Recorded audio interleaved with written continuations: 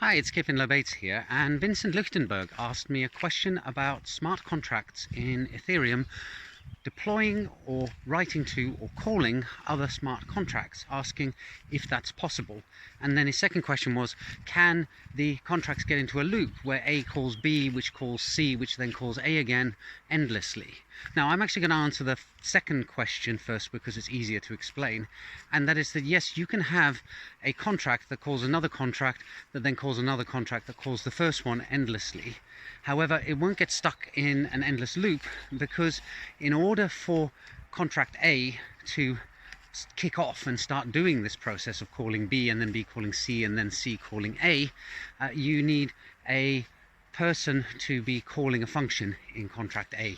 So it does all have to kick off with a person engaging in a transaction, and that person has to pay a gas fee in order to run the function that they're calling in contract A. And if you have an endless loop, then what will happen is the gas that is provided will run out, and therefore the loop will get partway through, the fuel runs out, the whole thing grinds to a halt, and then it actually reverts. So it's as if it never happened, except that the person calling that function has lost all the gas that they supplied.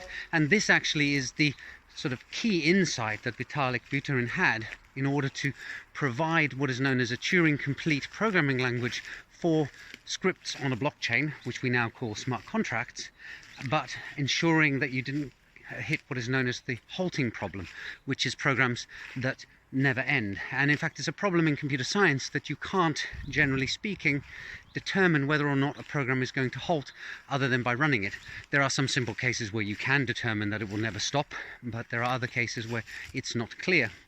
And that is the answer to your second question, Vincent. As for the first one, I guess the answer there is a yes, no, and I don't know. It is possible to write a contract that calls other contracts. In fact, it's a common coding pattern that is used in smart contracts now, where you have a bunch of subcontracts that do various different things, and then you have what is known as a registry contract that keeps track of all their addresses. And this is a useful pattern because it means that if you find a bug in your big complicated system, you can deploy a new contract that fixes that, and you can update the address in the registry so that all the other contracts now call the new improved version. And you see that, for example, in Aave. They rely quite heavily on various registry contracts because they have a very complicated interwoven network of different contracts that run. Is it possible for a contract to deploy another contract? Now, that's the one that I don't really know the answer to. You can deploy a contract that contains within itself all the code of another contract, and sort of at compile and deployment time, your code gets sucked into one big contract that is then deployed. This is, generally speaking, something to be avoided if at all possible, because there are actually some things known as library functions. You can deploy a contract that functions as a library, and then rather than duplicating the code over and over again, your other contracts can call it, so it can have some functionality that you use across different programs, and you don't want to have to pay the gas fee for each contract or each program to have that code within itself. So there is that possibility. Whether or not a contract can deploy another contract and get a new contract address, well, contracts, I've never done this. Contracts can engage in transactions, and a deployment of another contract is a form of transaction. So I guess you could write a smart contract that contained within it all the data for another contract, and then have it triggered by you calling that deploy contract number 2, and it would then construct a transaction that actually created that second contract.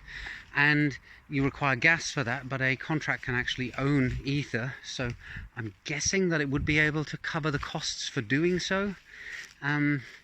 But I'm struggling at the moment to think why you would want to do this other than out of sheer curiosity. So I'm sorry that I can't give a definitive answer there, Vincent. My feeling is yes, it should be possible to construct a smart contract that can deploy another one, but I'm not 100% sure. There may be something that I'm missing, that when a human being with a personal address rather than a contract address deploys a contract, that there's something extra or different that goes on there that would be missing within the contract infrastructure. So I'll have to do a bit more digging into that and look into it, and then maybe I'll have a further answer later.